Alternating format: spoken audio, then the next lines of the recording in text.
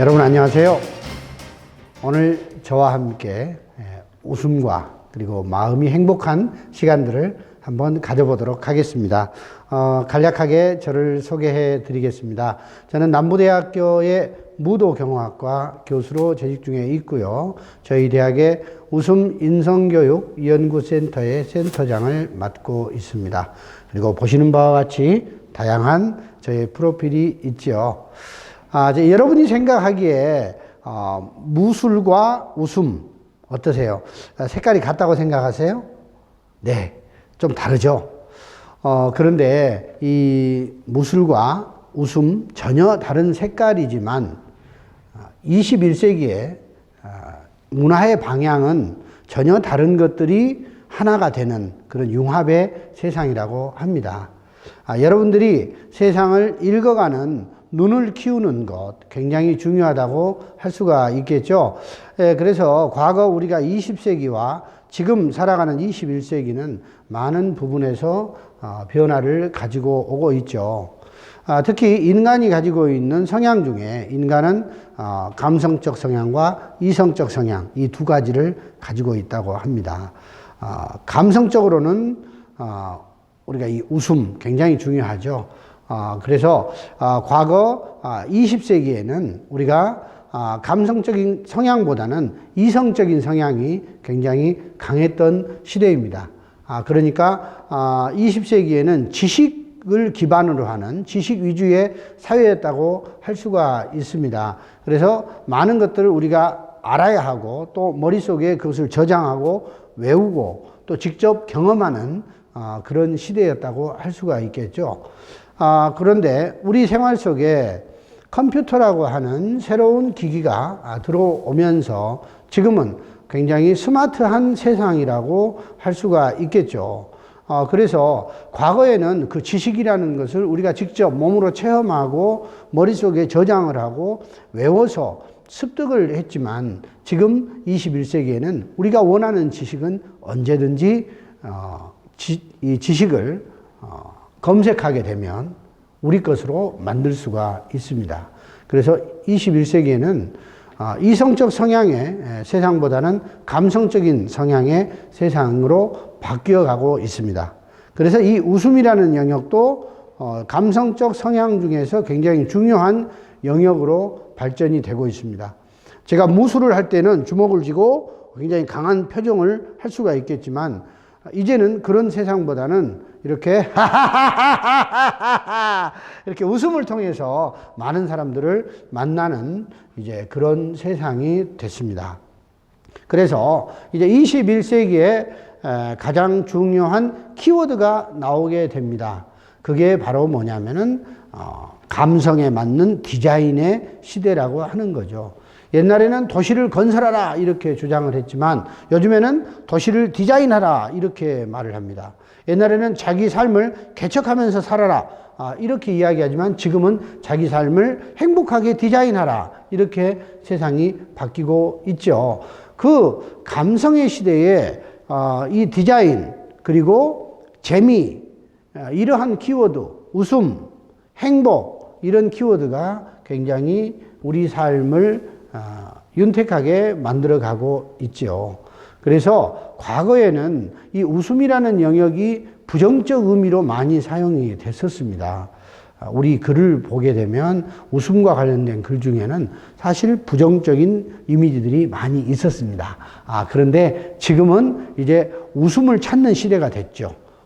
그래서 무언가 재미있는 거리, 엔터테인먼트적인 그러한 내용들이 요즘 TV 방송을 보더라도 굉장히 예능 프로그램이 대세를 이루고 있는 시대입니다. 여러분도 마찬가지로 열심히 일을 하고 공부해서 돈을 벌었을 때 어디에다 돈을 쓰겠느냐 이런 질문을 했을 때 바로 재미있는 데에 돈을 쓰는 거죠. 그래서 가장 재미있는 게 뭡니까? 여행을 가는 거죠. 그래서 우리가 여행을 통해서 많은 것을 습득하고 즐거움과 그리고 의미를 되새기게 된다고 할 수가 있습니다. 그런 의미로 본다면 이 웃음은 이제 21세기의 새로운 산업으로 등장을 한다고 할 수가 있습니다.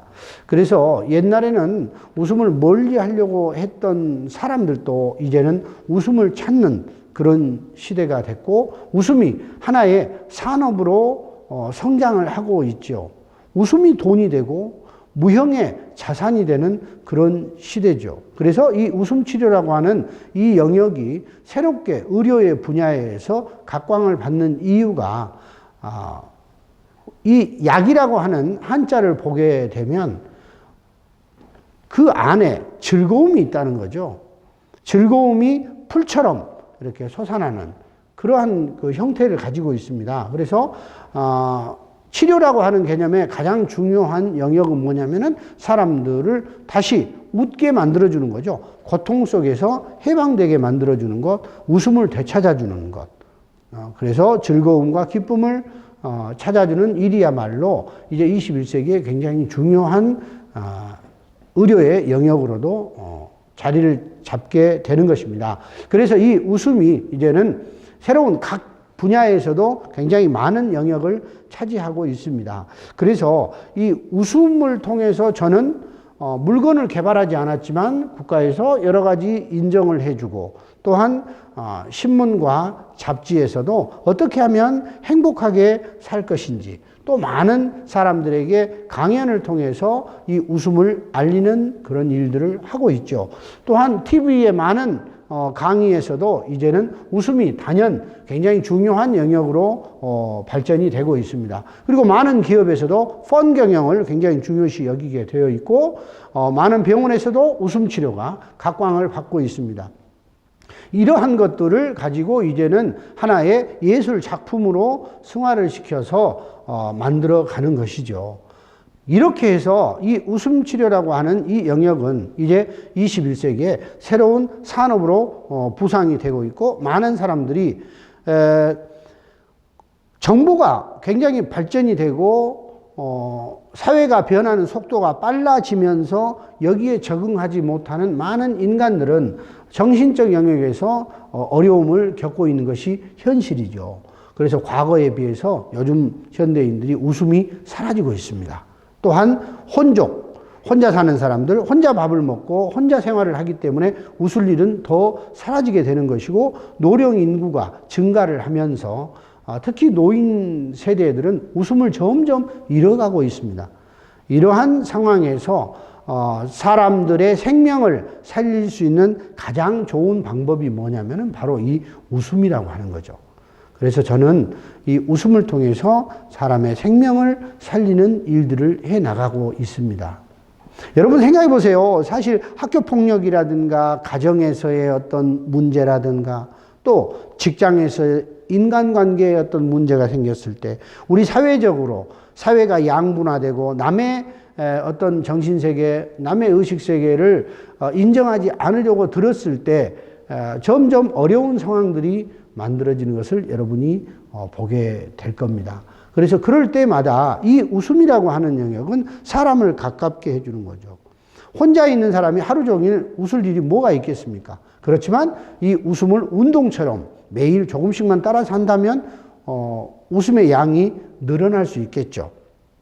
그래서 여러분들도 저를 한번 따라서 해보시면 어떨까요? 그러니까 하하 호호호 하하 호호호 하하 호호호 하하 호호 하하 호호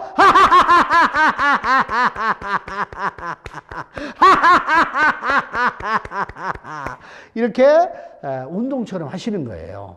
조금 어색하시죠? 그런데요 매일 해보세요. 저처럼 혼자서도 또 소리 내지 않고도 이렇게 할 수 있어요. 그런데 놀라운 사실이 있어요. 우리가 이렇게 웃는 척을 했을 때 우리 뇌는 굉장히 착각을 잘 한다는 사실이죠. 그래서 뇌가 웃음을 인식합니다.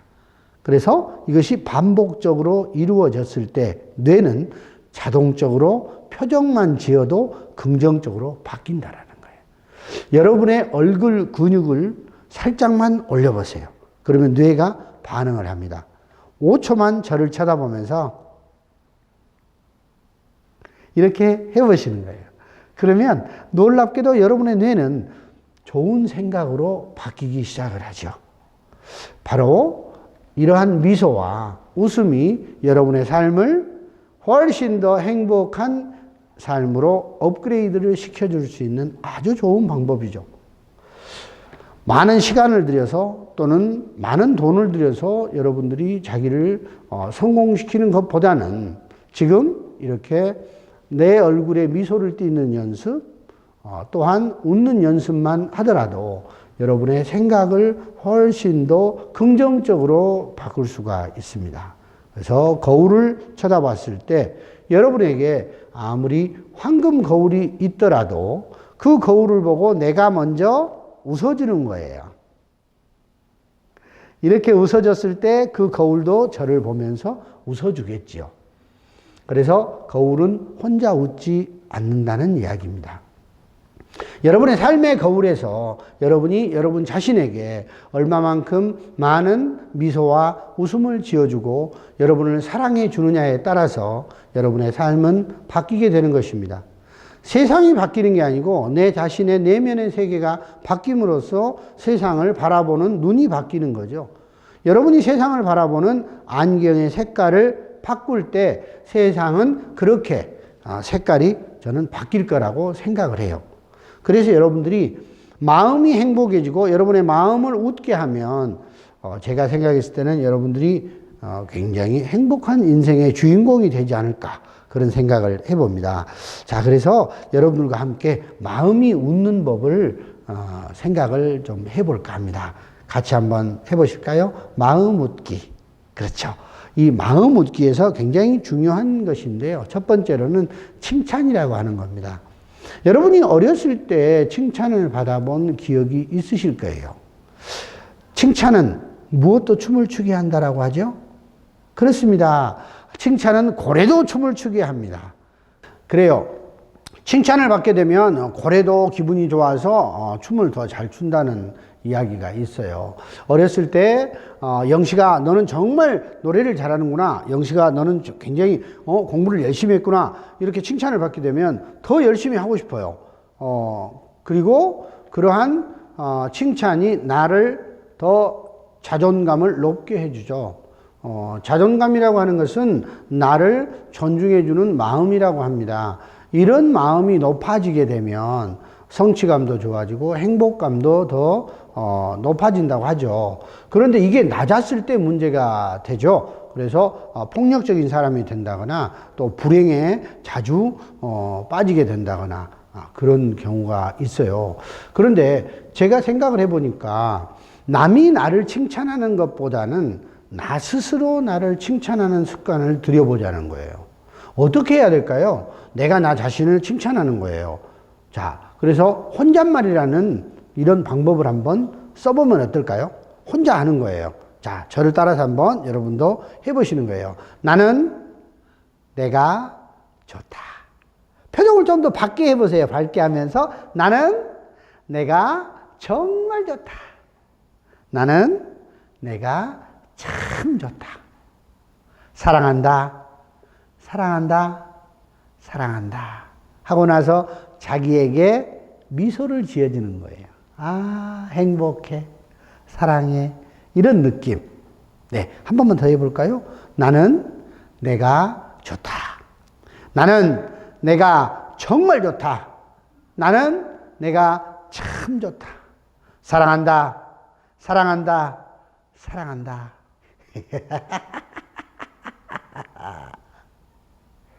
이렇게 웃는 연습을 해보는 거예요. 근데 혼잣말 중에서요, 굉장히 효과가 큰 그런 혼잣말이 있답니다. 그게 뭐냐면 바로 자기 자신이 자신의 이름을 정말 많이 불러주고 사랑해주는 방법이에요. 요즘에는 말이죠, 이름을 너무 많이 바꿔요. 그런데 저는 그런 분들에게 묻고 싶어요. 이름을 바꿀 것이 아니라 자신의 이름을 정말 진심으로 자기 자신이 사랑해 줘야 된다는 거예요. 자, 그러면 이름을 불러주시는 거예요. 여러분의 이름을 부르고 저는 제 이름을 불러볼 거예요. 영식아, 나는 네가 좋아. 영식아, 나는 네가 참 좋아. 영식아, 나는 내가 아무 조건 없이 좋아. 사랑한다. 사랑한다. 사랑한다.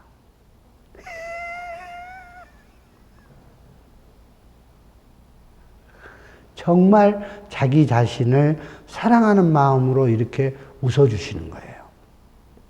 저는요, 암 환자들에게 웃음 치료를 할 때 이런 방법을 씁니다. 그리고 이보다 좀 더 강한 방법이 뭐냐면요, 말을 하지 않고 마음으로 진정한 사랑의 에너지를 심장 깊은 곳으로 넣어주는 거예요. 말을 하지 않고 마음으로 사랑한다, 사랑한다, 사랑한다 하고 계속해서 하다 보면 엄청나게 많은 눈물이 납니다. 왜냐하면 아프기 전보다 몸이 아프고 나서 정말 자기 자신에 대한 존재감이 더 강해지기 때문에 사람들은 이 깊은 사랑의 에너지를 심장 속으로 집어넣어주면서 너무너무 많은 눈물을 흘리는 거예요. 왜 내가 지금까지 나를 이렇게 사랑해주지 못했을까? 이제야 나를 찾게 되는 그 기쁨의 눈물이 치유가 일어나고 암세포를 녹여버리는 그런 사랑의 에너지가 생긴다는 이야기입니다. 여러분, 힘들 때 나 자신을 위해서 칭찬을 해주세요. 영식아, 나는 너를 믿어. 영식아, 난 내가 정말 좋아. 영식아, 넌 최고야. 하! 하하! 하하하! 하하하하하하하! 어떠세요? 자신감이 생기지 않으세요? 네, 그렇습니다. 바로 이렇게 소리를 지르세요. 그리고 나 자신에게 정말 건강한 웃음을 주세요. 그러면 여러분, 마음이 정말 행복해질 수 있어요. 자, 두 번째 방법은 뭘까요? 감사하는 거예요. 많은 암 환자들이 저에게 이런 질문을 했습니다. 선생님, 저는 정말 웃고 싶어요. 어떻게 하면 진짜 웃음을 웃을 수 있을까요? 이러한 질문에 저는 첫 번째로 답하는 것이 바로 감사하십시오. 모든 일에 감사하십시오. 눈만 뜨면 감사하십시오. 식사를 하기 전에 감사하십시오. 마지막에 잠자리에 들기 전에 감사하십시오. 자, 여러분, 저를 따라서 해보세요. 감사는 웃음의 씨앗이다. 네, 그렇습니다. 감사는 웃음의 씨앗이다. 여러분이 감사의 씨를 많이 뿌려놓게 되면 그 씨에서 꽃이 피는 거예요. 그게 바로 웃음꽃이에요. 그 웃음꽃이 피게 되면 여러분은 매일 아름다운 꽃이 되는 거예요. 이게 바로 감사가 가지고 있는 힘입니다.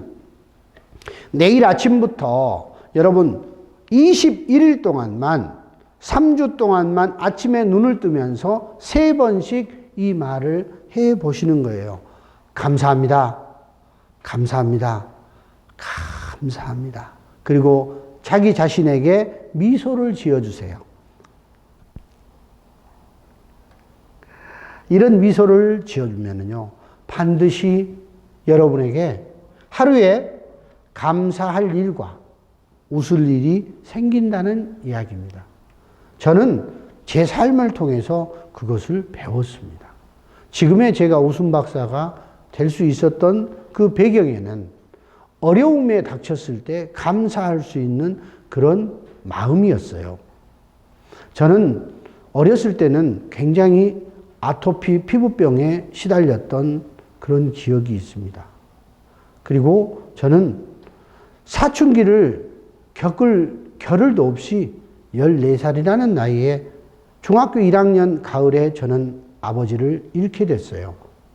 저희 아버지는 젊은 나이에 암과 투병하시다가 세상을 떠나셨습니다. 저는 정말 힘들었어요. 그리고 어머니와 함께 가게를 꾸려나가는데 정말 힘들었어요. 그런데 저는 그런 어려운 상황들을 무술이라고 하는 새로운 세계를 접하면서 저 자신을 이겨나가기 시작을 했어요. 그리고 어려울 때마다, 힘들 때마다 저는 거울 앞에 서서 많은 시간들을 주먹지르기를 하고 발차기를 하면서 저 자신을 이겨나간 거예요. 그리고 제가 중학교 또 고등학교 생활을 하면서도 누구에게도 뒤지지 않는 그런 힘을 가질 수 있었던 것은 바로 무술의 덕분이었어요. 그래서 자신감이 생겼죠. 저는 대학을 가고 싶었으나 제 어머니께서는 저를 학비를 대기가 힘들었기 때문에 대학을 가지 말라고 하셨어요. 그렇지만 저는 선생님이 돼서 불쌍한 우리 엄마 고생시키지 않고 내가 모셔야 되겠다라는 그 일념으로 열심히 공부를 하고 운동을 했습니다. 그리고 국립대학교 사범대학을 수석 합격을 하게 됐습니다.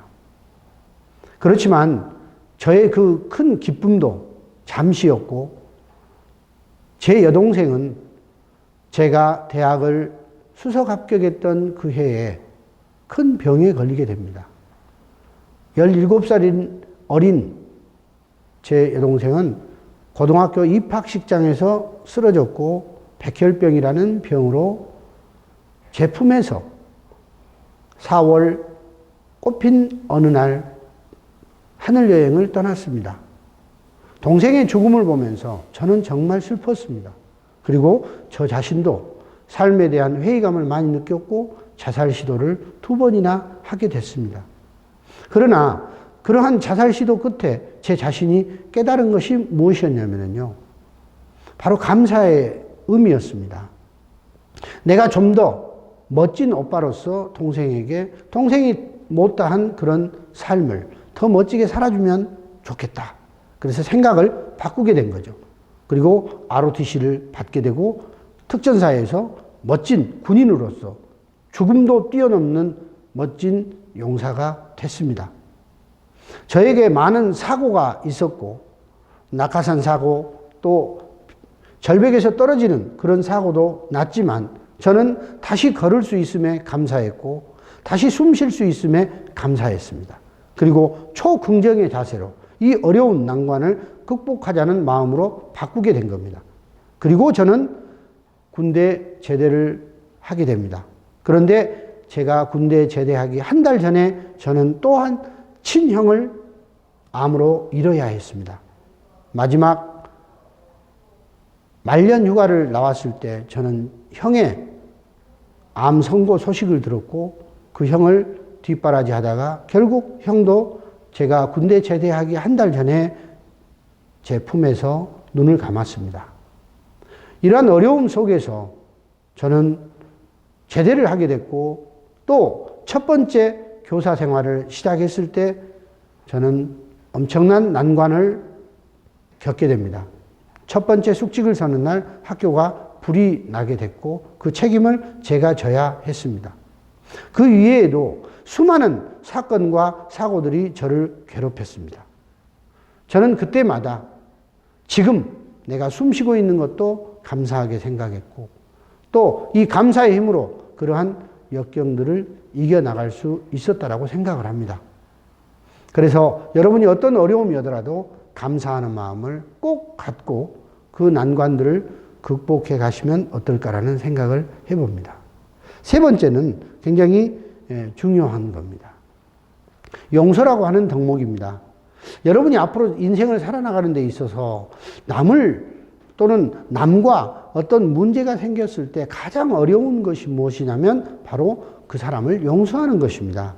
나를 힘들게 했던 사람, 또 나를 시기하고 질투했던 사람, 미워하는 사람, 나를 모함했던 사람, 바로 이러한 것들을 자기 스스로 극복할 수 있는 힘은 바로 용서라고 하는 덕목을 여러분들이 잘 배워야 되겠습니다. 그래서 저를 따라서 한번 해보세요. 용서는 가장 이기적인 자기 사랑법이다. 그래요. 그 사람이 좋아서 용서하는 게 아니고요. 나 자신이 행복해지기 위해서 그 사람을 내 가슴 속에 두지 말라는 의미예요. 그래서 여러분 작은 가슴 속에 남을 미워하는 거나 남을 시기하고 질투하고 이러한 생각들을 담아놓지 말라는 거예요. 그러면 어떻게 해요? 그 친구가 미운데? 그렇죠. 버리세요. 어떻게 버릴까요? 따라서 해보시겠어요? 버려라. 웃어서 버리라는 거예요. 그러면 그게 여러분 가슴에 담아있을 수가 없어요. 지금 당장이라도 여러분을 힘들게 하는 것이 있다면 가슴 속에서 꺼내세요. 그리고 버리면서 웃는 거예요. 하하하! 하하하! 하하하! 버리는 거예요. 웃어서 버려버리세요. 그러면 그게 바로 가장 큰 용서라고 하는 것입니다. 상대가 정말 사랑스러워서 용서하는 것이 아니고 여러분 자신이 너무 귀하기 때문에, 나 자신이 너무 귀하기 때문에 나를 위해서 상대를 용서하십시오. 바로 이 용서의 덕목은 여러분이 앞으로 인생을 살아가는 데 있어서 행복해지는 묘약이라고도 할 수가 있어요. 그래서 그때그때 누군가가 미워진다면 웃어서 버리십시오. 그리고 여러분 그 가슴 안에는 사랑과 행복과 평화와 기쁨, 이러한 긍정적인 단어로 여러분의 가슴을 채우시기 바랍니다. 자, 마음 웃기 3가지 덕목 다시 한번 여러분 가슴 안에 깊이 새겨두시기 바랍니다. 칭찬하자, 그리고 감사하자, 그리고 용서하자.